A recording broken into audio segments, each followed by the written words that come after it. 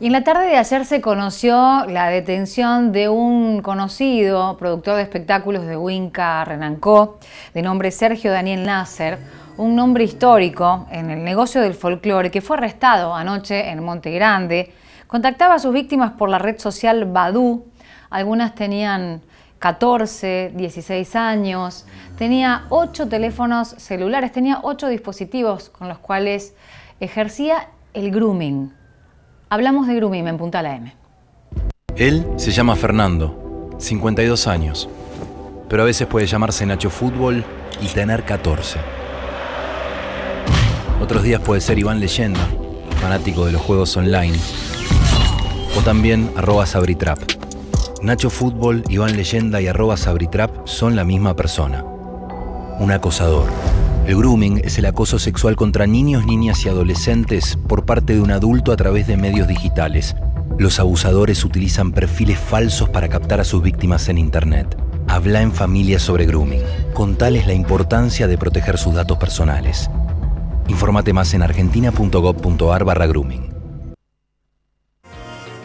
Habla en familia y comunícate al 137 si conoces de casos de grooming. Hablamos de esto en Punta la M y para eso estamos con Miguel Summers Elías, que es abogado especializado en delitos informáticos y ciberseguridad, es fundador y director de Informática Legal, una institución jurídico-educativa que es pionera en Latinoamérica y especializada en el asesoramiento y formación en ciberdelito y el uso responsable de Internet, más protección de datos personales.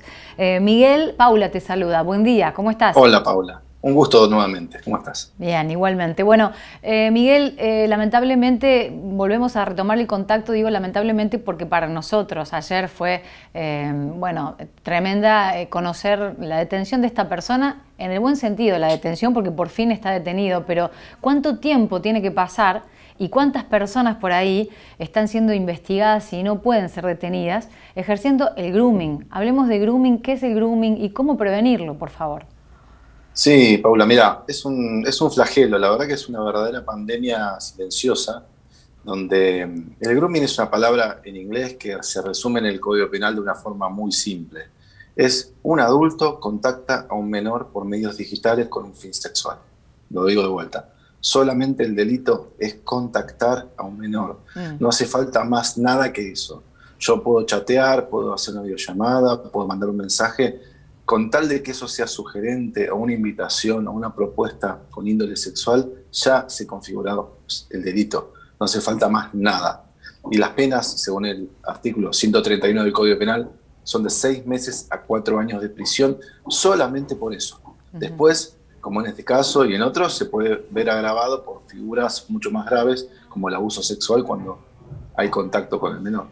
Bueno, en este caso, por ejemplo, a la persona detenida se le encontraron 8 dispositivos celulares y material vinculado también al tráfico, a facilitación de la prostitución, por un lado, a la trata de personas, entre otras cuestiones. Imaginamos que estás hablando de eso cuando decís que, además del solo hecho de contactar, bueno, se descubren este tipo de cuestiones más graves, ¿no?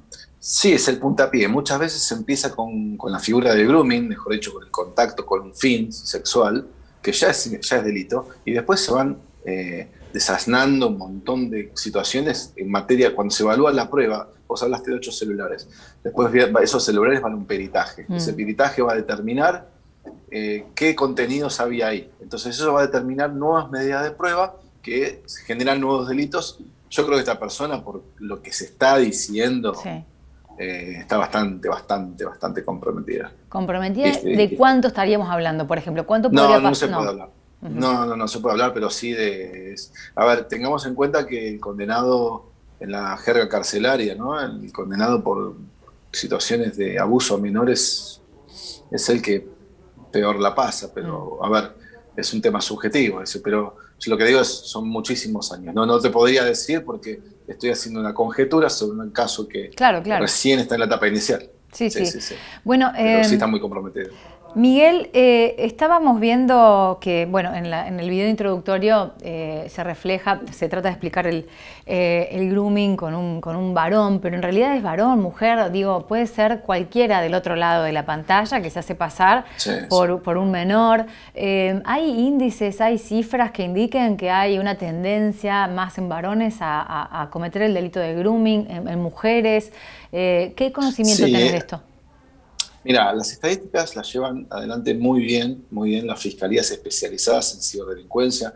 En la Ciudad Autónoma de Buenos Aires hay muchas, pero más allá de eso, estadísticamente, de manera general, hay más tendencia de que un hombre adulto tenga un contacto con menores que una mujer adulta tenga contacto con menores. Es estadístico, ¿no? Uh-huh. Y básicamente es de hombre hacia chicas menores de edad, pero como dijiste vos, hay de todo. Acá igual lo más importante es que yo felicito a vos y a la producción. Este tipo de noticias tienen que tener mucha relevancia porque ayudan a concientizar. Muchas veces los adultos, los padres, las madres están muy abocados a su trabajo online, al chico lo tienen en una habitación al lado y muy pocas veces se dedican a estarles encima y ver un poco sus amistades en el mundo digital. Y a veces uno confía tanto. Y tengamos en cuenta algo, Paula, que en el grooming, el groomer, el delincuente, trabaja con la vergüenza del menor. O sea, sabemos que el tema sexual, sobre todo en un chico de 14 años, 15, es un tema muy tabú. Y si además un adulto extorsiona a un menor con el tema sexual, sobre todo con una amenaza, no le cuentes a tu papá o a tu mamá porque si no te va a pasar esto, realmente los menores se suelen callar la boca por miedo a un reto, inclusive. Entonces, qué importante es charlarlo y sacarles esos miedos a los chicos. Claro, hablar en familia. Bueno, hablamos la otra vez cuando conversábamos sobre el grooming, Miguel, de esto, pero imagínate que en el medio pasó un año de pandemia, ¿no? En donde todos nos volcamos muchísimo a los dispositivos y en donde incluso con psicopedagogos, psicopedagogas, psicólogas, nos permitíamos el uso de los dispositivos electrónicos un poco más de lo habitual porque tenían que estar encerrados, porque la única forma del contacto era el celular o la tablet o la computadora. De nuevo, ¿no? ¿Cómo filtrar? ¿Cómo acompañar? ¿Cómo en un adolescente, por ejemplo, como los que veíamos, esta persona de la cual hablábamos recién, contactado con chicas de entre 14 y 16 años? Una edad que también, como vos decís, trabajan con la vergüenza, muy delicada, la privacidad, la intimidad. ¿Cómo se trabaja desde los progenitores, no? Ese es un gran dilema. El año pasado, honestamente, no fue un camión con acoplado que nos arrasó a todos. Yo hace más de 10 años que doy clases y charlas en colegios de todo el país sobre el uso responsable de las tecnologías y de Internet. Venía muy bien con ese tema hasta que pasó el 2020 y increíblemente tuve que contradecir algunos de mis propios consejos para que vos veas la delicadeza de la situación. Porque yo tengo 2 hijas menores que también tuve que acompañar y yo también tenía que trabajar. Entonces, de golpe, no podías estarles encima como eran los consejos pre-pandemia.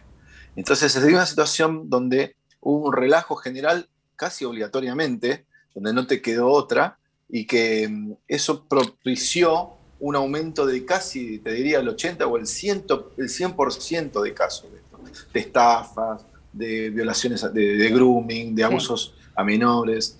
Entonces se desató de manera exponencial, porque además se conectaron menores que antes no se conectaban, por ejemplo, chicos de primer grado que tenían que hacer clases online, de 6 años estamos hablando, 6 años, que antes ni siquiera se conectaban, a lo sumo veían YouTube.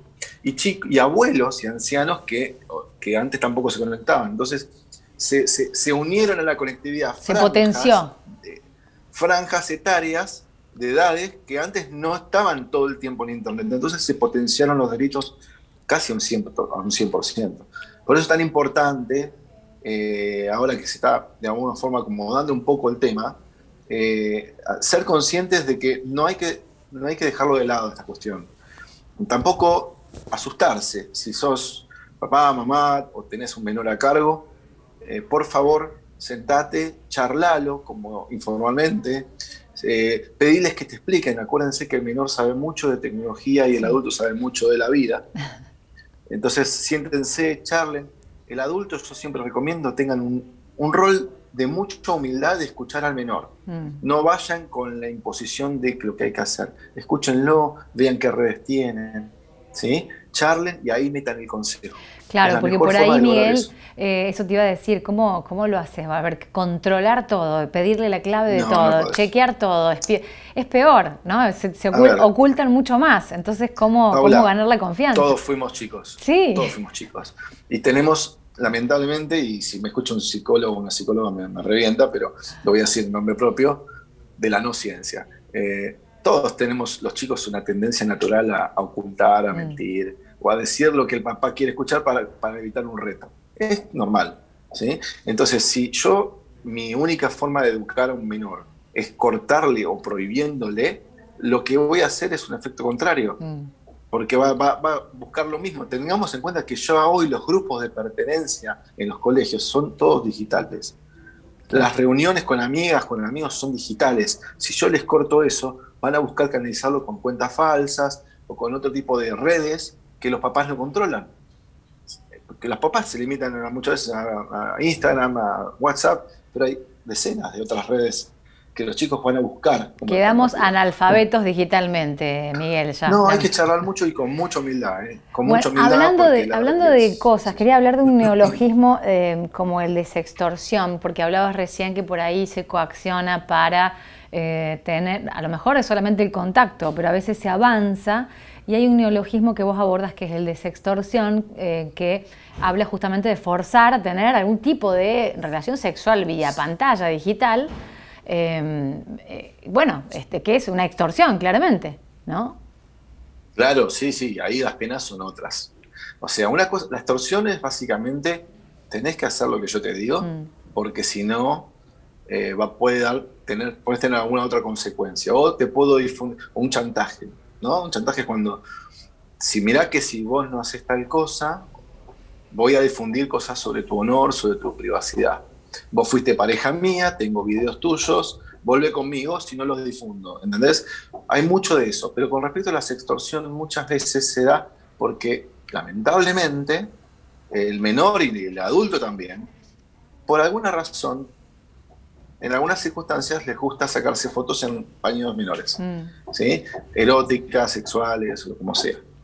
Esas fotos sacadas con cierta ingenuidad en algunos casos, en otros no, son compartidas a gente de confianza, y voy a decir así.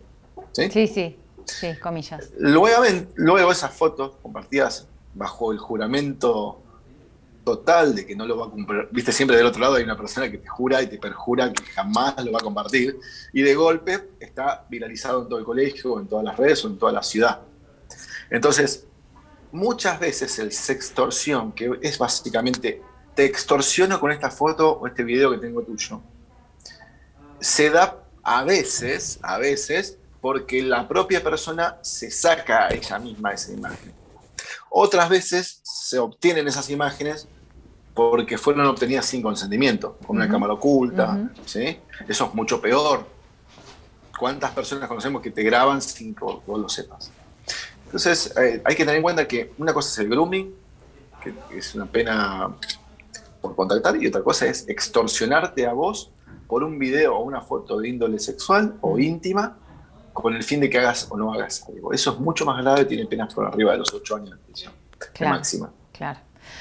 Bueno, Miguel, siempre un gusto hablar con vos. Sí, es larguísimo el tema. Sí, lo mismo con vos, Paula, de verdad. Bueno. Muy bien, me gusta mucho y te felicito a vos y a la producción. Bueno, muchas gracias y bueno, en cualquier momento te contactamos nuevamente. Un abrazo. Siempre es un placer.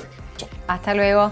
Ahí estaba entonces este especialista que hoy nos habla de grooming debido a este caso puntual que se conoció en el día de ayer y que vas a encontrar ampliado en la web de Puntal, en el que Sergio Daniel Nasser, un hombre histórico del negocio del folclore, fue arrestado en Montegrande anoche después de descubrirse y seguir una investigación mediante la cual con 8 dispositivos diferentes mantenía relaciones y contactos con chicas entre 14 y 16 años.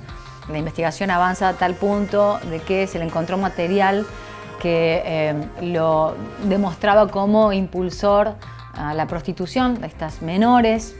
En uno de los casos se comprobó que una de las chicas intercambió sexo por un sachet de leche, entre otras cuestiones muy tremendas, y por eso decidimos hablar de grooming de nuevo hoy, después de este año de pandemia que nos ha acercado digitalmente mucho más que antes y nos ha expuesto de otra manera a este tipo de ciberdelitos.